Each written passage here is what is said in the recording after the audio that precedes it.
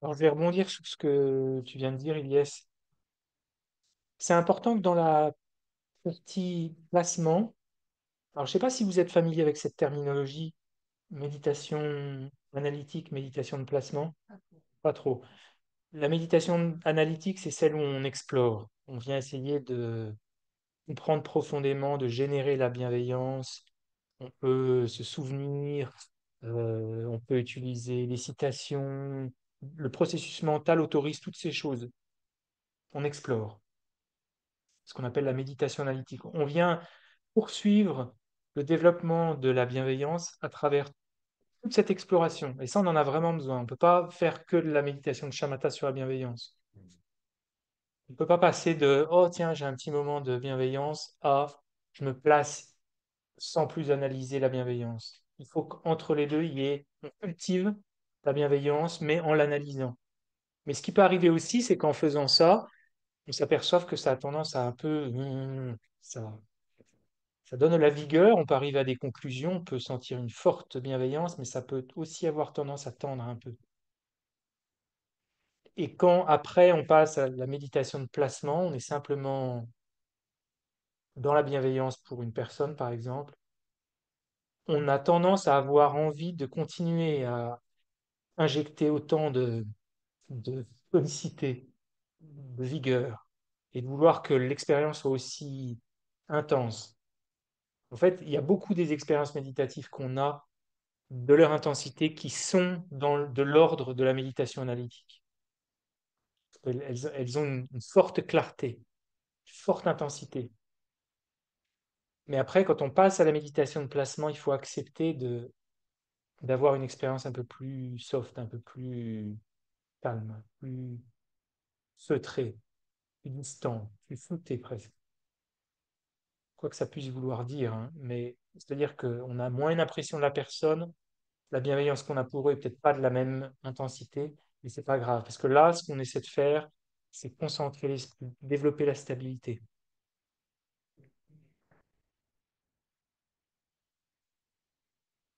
Donc on garde peut-être qu'une fraction de cette bienveillance qu'on a développée, mais c'est pas grave. On la maintient.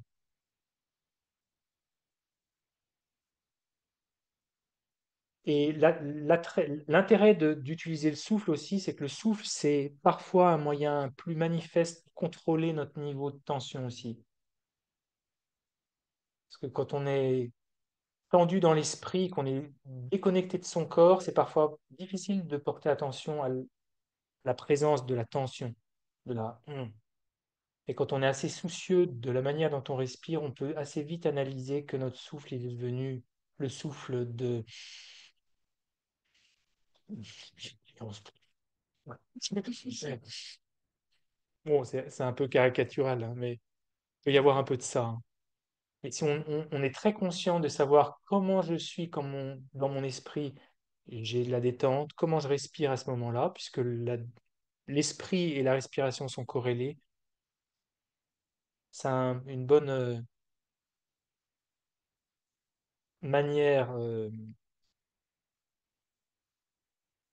tangible de voir que l'esprit est tendu. Donc là, ce qu'on va faire, c'est revenir à un peu plus de détente. On n'a pas trop fait, mais donc, si vous voulez bien, on va établir un peu de conscience du corps.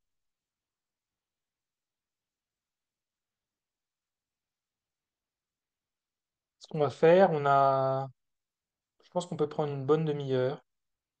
On va faire le corps, détente du corps. On va faire un petit cycle. Détente du corps, détente de l'esprit, détente de la respiration. On va réinjecter notre compréhension de la bienveillance pour terminer là-dessus. Faire une méditation de shamatha, mais avec le souffle cette fois-ci. On va essayer. OK?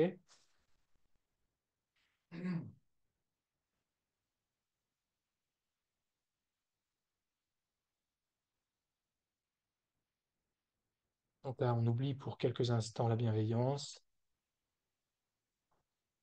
On vient calmer les tensions musculaires qu'on perçoit en les explorant, le visage, les épaules.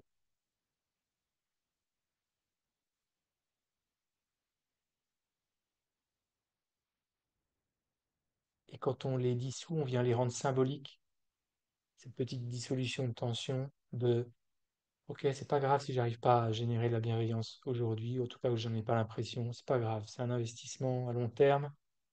Je lâche prise de ma saisie de il faut absolument que ça se fasse là. Je lâche prise de ça. C'est une préoccupation mondaine, c'est pas utile. Et j'accepte la fatigue qui est induite aussi par une longue journée peut-être. Donc quand je dissous ces tensions musculaires, j'essaie de leur donner ce sens-là. J'ai l'impression de, ok.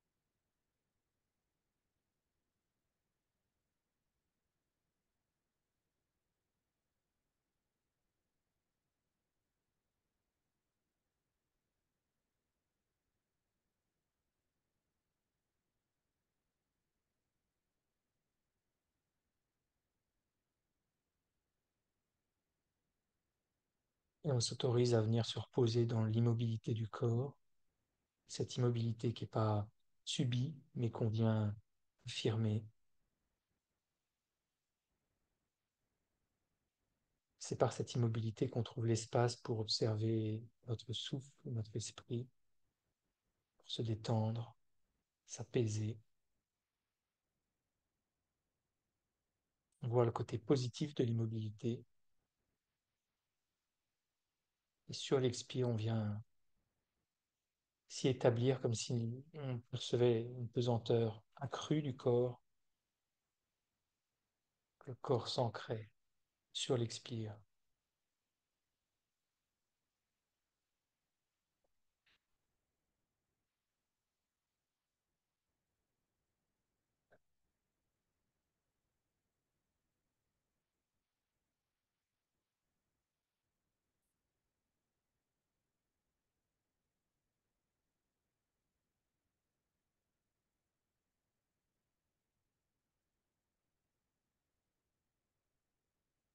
Et on peut rendre notre souffle un peu plus long que d'habitude.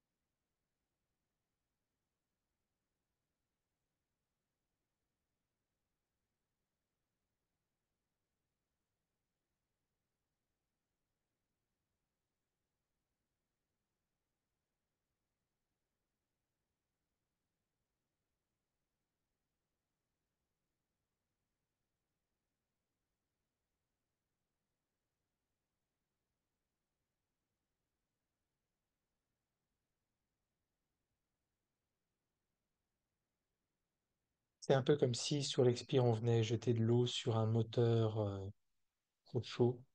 On vient refroidir l'activité du corps et on le perçoit comme le fait que on n'a plus peut-être besoin de bouger, on n'a plus cette espèce de nervosité physique. C'est beaucoup plus facile, on est plus dans l'aisance d'être là simplement immobile.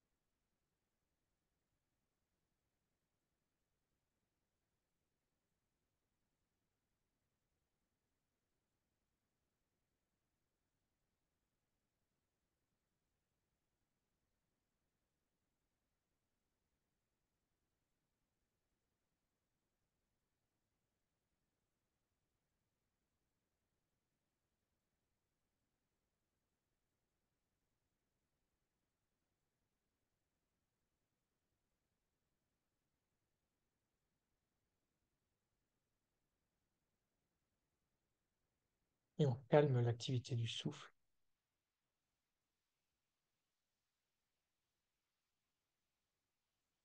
Ça ne veut pas dire le ralentir nécessairement, mais que le souffle devienne un peu comme ces phénomènes naturels qu'on observe, du va-et-vient des vagues par exemple, quelque chose qui ne porte pas en soi de nervosité.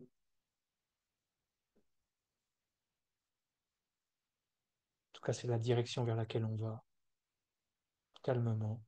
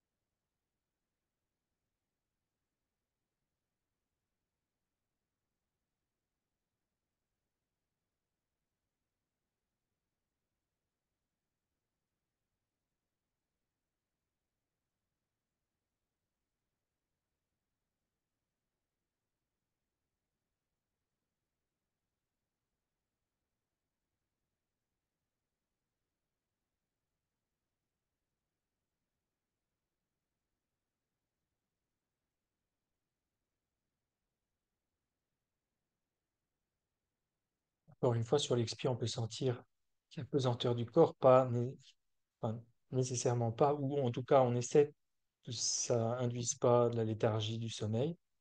Hein, c'est pas vos paupières sont lourdes, c'est pas vraiment ça.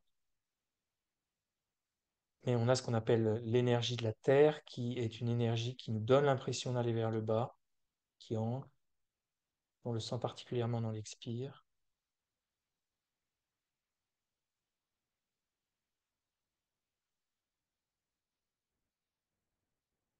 comme si de haut en bas, le corps était traversé de rayons, comme des rayons X, un peu, qui se dirigent vers le bas.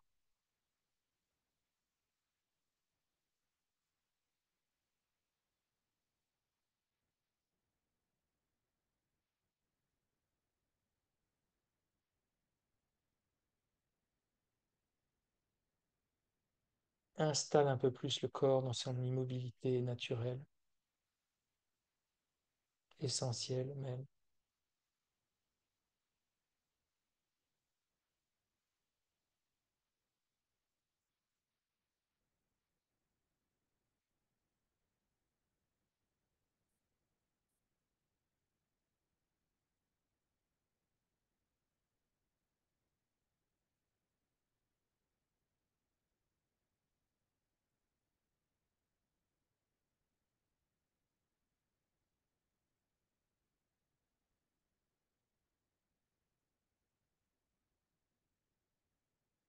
Et à nouveau, on observe notre respiration, comme le balancement d'un arbre dans le vent.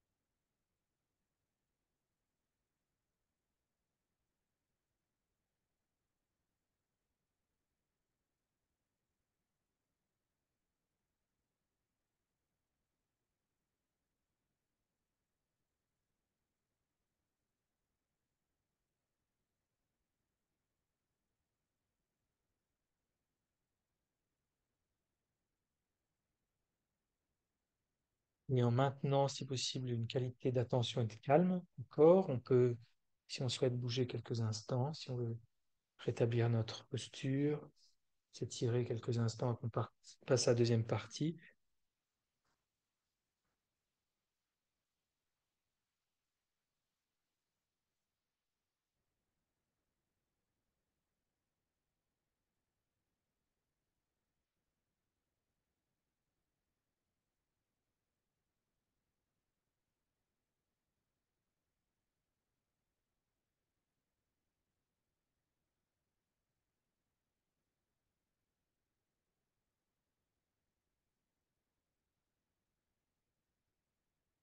Quelques instants, tentons de faire revivre les bienfaits de la bienveillance. Prenez-en un, par exemple. Voilà, si j'avais de la bienveillance naturelle, j'aurais beaucoup plus d'amis, peut-être. Ça peut être ça, ça peut être un des bienfaits que vous choisissez. Essayez pendant quelques minutes de plonger dans cette exploration, voir si c'est vrai, jusqu'à ce qu'on le souhaite vraiment pour nous.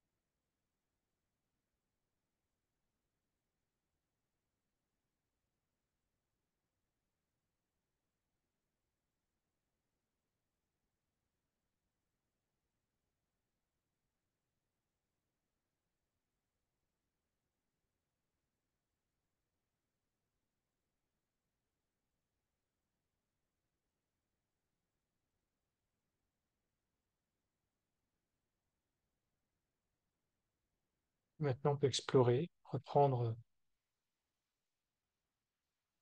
euh, la culture de cette bienveillance par l'observation des membres de notre famille, de nos amis. On peut commencer à élargir à des personnes qu'on ne connaît pas. D'ailleurs, c'est la plus grosse des catégories, ça, les personnes neutres. Les amis, les ennemis, c'est une petite catégorie. J'espère, en tout cas, puis les ennemis. Personne neutre, c'est quasiment l'intégralité de l'humanité, peut-être.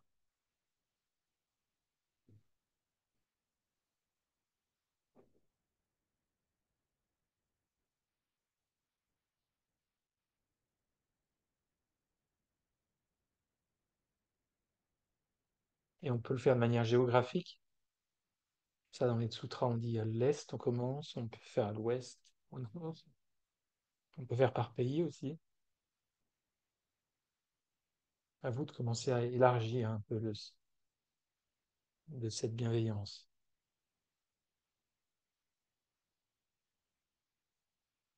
comme ce serait merveilleux.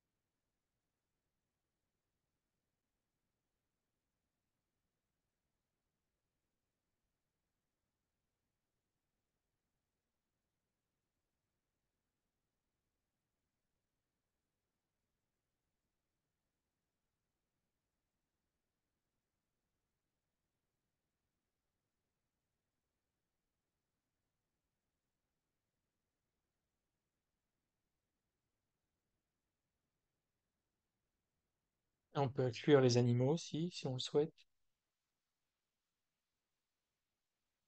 et leurs besoins spécifiques.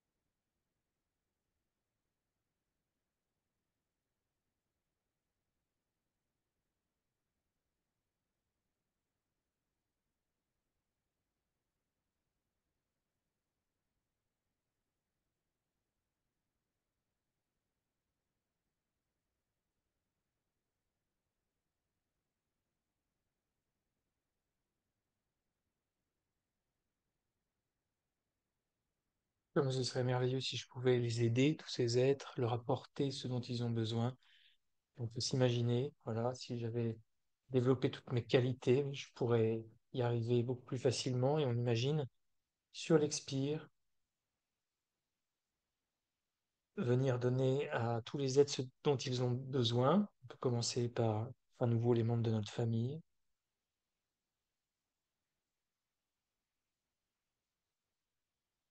si on avait cette possibilité.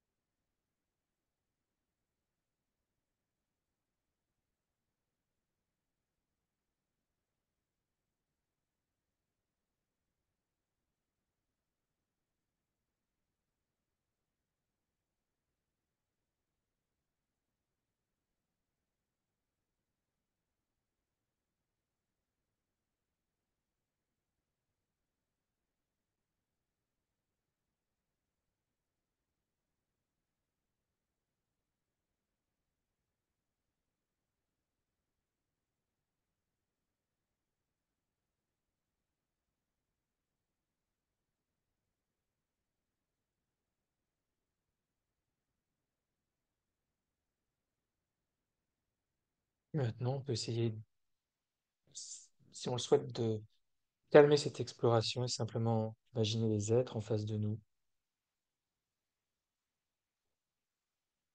Et on stabilise cette bienveillance. On a l'impression qu'elle émane de notre corps par le souffle. Elle rejoint ces êtres, elle leur apporte ce dont ils ont besoin, mais sans qu'on ne soit obligé de faire tout le détail. On a cette impression et on maintient le surgissement de cette bienveillance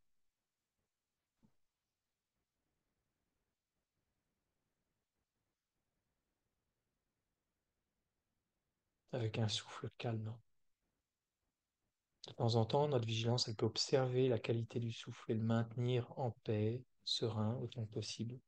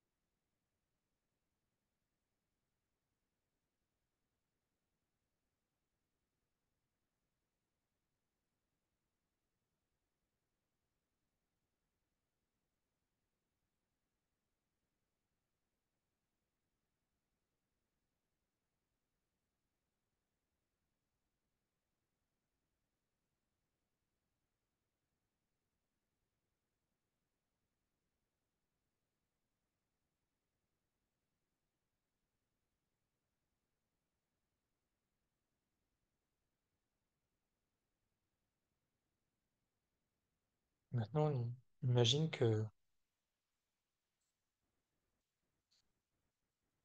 pas forcément quelque chose qui est donné par la respiration, mais on demeure simplement dans cette bienveillance en maintenant une certaine appréhension du souffle. On a les êtres en face de nous et on a cette aspiration. Puissent tous les êtres être heureux sans avoir besoin d'utiliser des mots.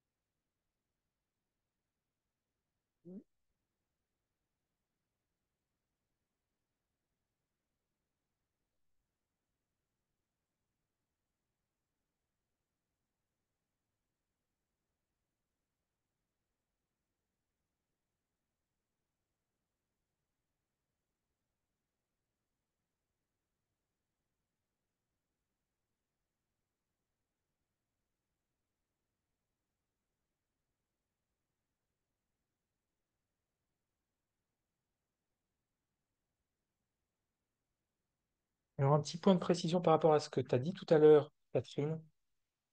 C'est vrai que on peut observer une différence entre prendre et donner et la bienveillance elle-même. Je ne sais pas si vous avez déjà entendu parler de s'échanger soi avec les autres, des 9 étapes. En fait, il y a d'abord s'égaliser avec les autres, c'est-à-dire que moi, en fait, moi, je suis un autre pour les autres. Toi, tu as un toi, Patricia, et pourtant, je te vois comme une autre. Pour toi, tu es un toi, mais pour moi, tu es un autre. Pour moi, je suis un autre pour toi, et je suis un je pour moi. Et en fait, on est tous un peu pareils, quoi. Je suis pas je pour toi, pour toi, je suis un autre. C'est comme si je suis d'un côté d'une rivière.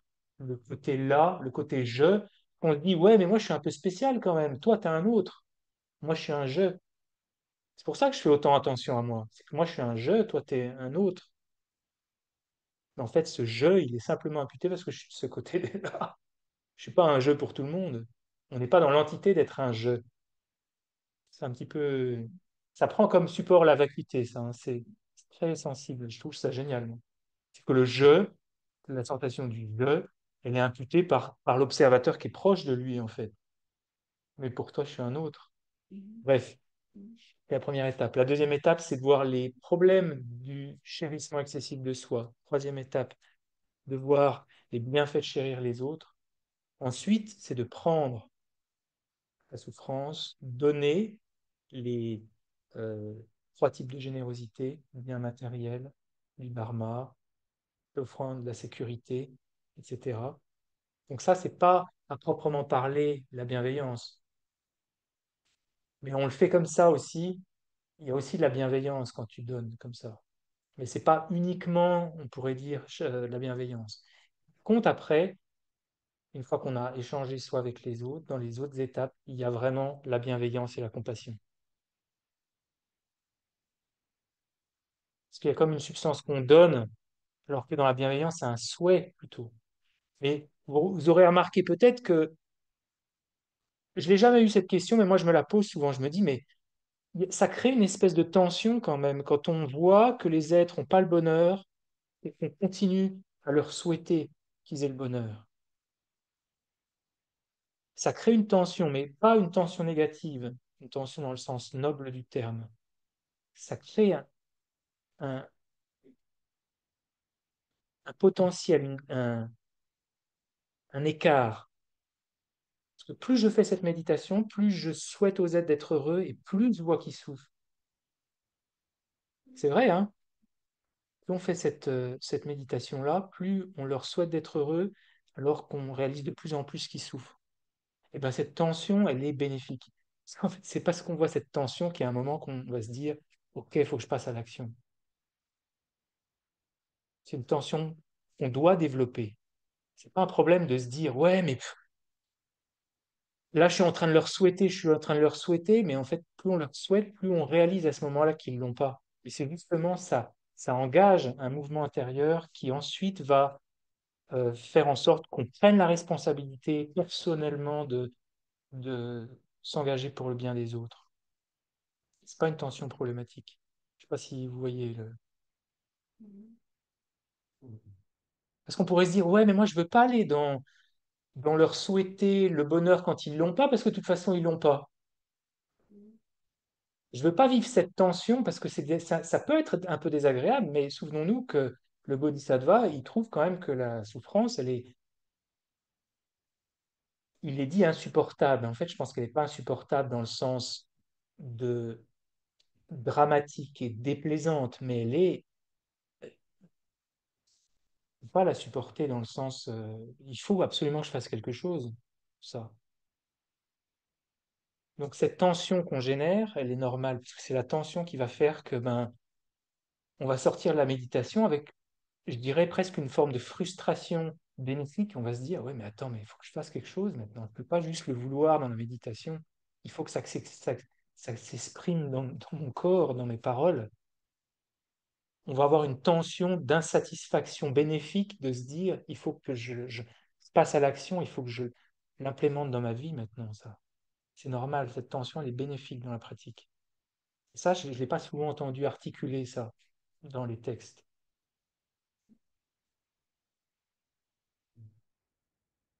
C'est ça, ouvrir son cœur aussi, hein. Je pense que c'est ouvrir le cœur à une tension de la souffrance universelle aussi, de tous les êtres. Pas,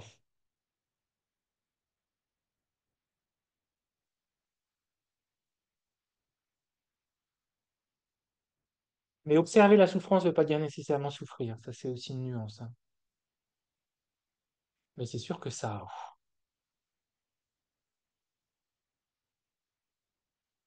nivelle quand même, hein. Ça, ça réveille. Mais vraiment, ça, c'est important parce que souvent, on peut aussi entendre, oh, moi, je ne veux pas prendre la souffrance des autres dans ton Glenn, parce que j'ai l'impression vraiment que je la prends.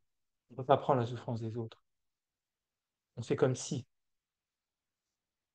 On fait comme si pour développer la bienveillance et la compassion, mais on ne peut pas vraiment l'apprendre. Mais je pense que si on a l'impression de l'apprendre, il y a un peu un effet placebo qui se fait. Enfin, c'est plutôt du nocebo, là.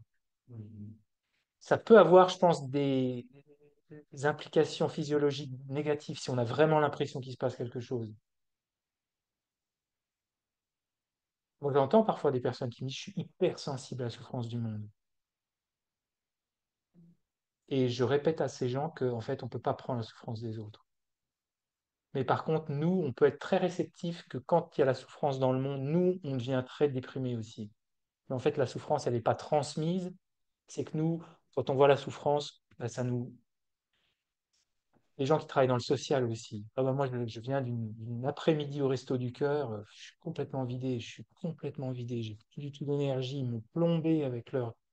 Mais est-ce que c'est vraiment leur souffrance qui a été transmise par l'air et qui est venue là? Non, c'est nous qui nous sommes laissés envahir par nos propres prédispositions.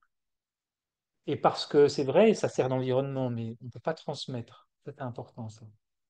Les gens qui ont l'impression de recevoir les énergies des autres, je leur dis souvent, c'est un peu une prophétie autoréalisante, ça.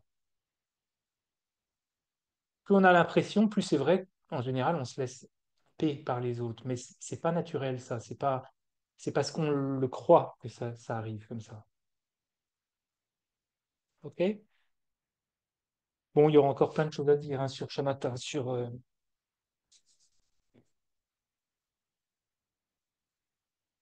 on va terminer par quelques minutes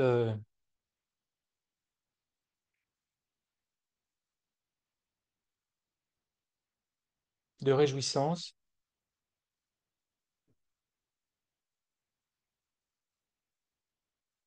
de se dire que, en dépit de la fatigue, des difficultés, euh, de tout ce qu'on aurait pu faire aujourd'hui, il fait beau dehors.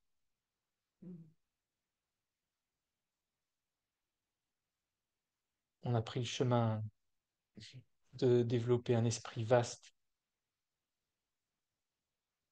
l'esprit courageux des bodhisattvas qui ouvrent leur cœur. Et je ne vois pas de modèle héroïque plus noble que ceux des bodhisattvas. Puissions-nous aller dans leurs traces.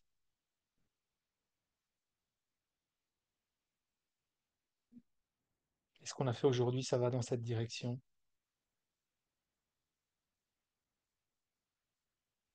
Et dans le monde agité qu'on perçoit autour de nous, qu'on puisse maintenir une forte appréhension de ces valeurs-là, de s'engager. Puissais-je continuer à développer la bienveillance, la compassion, le bodhicitta,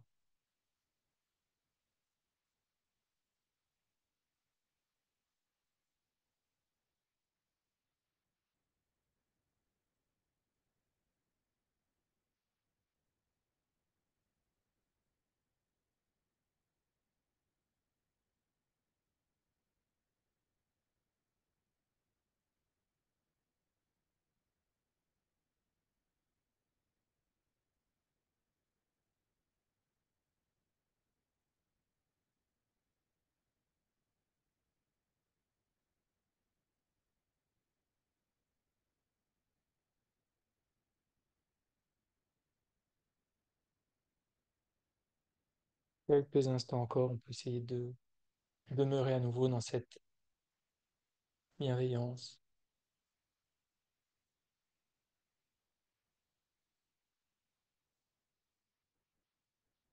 Imaginez peut-être de notre cœur des rayons qui irriguent le monde entier, l'univers entier,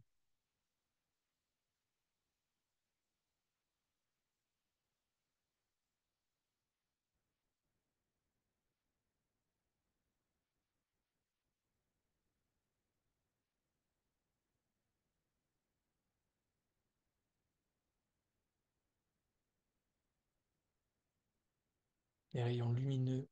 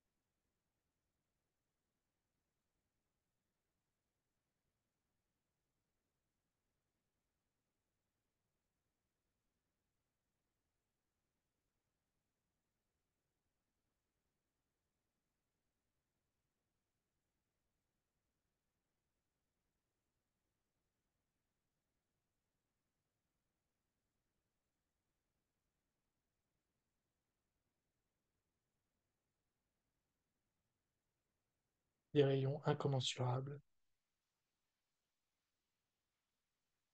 incommensurables par l'infinité d'êtres et incommensurables par la force de notre esprit.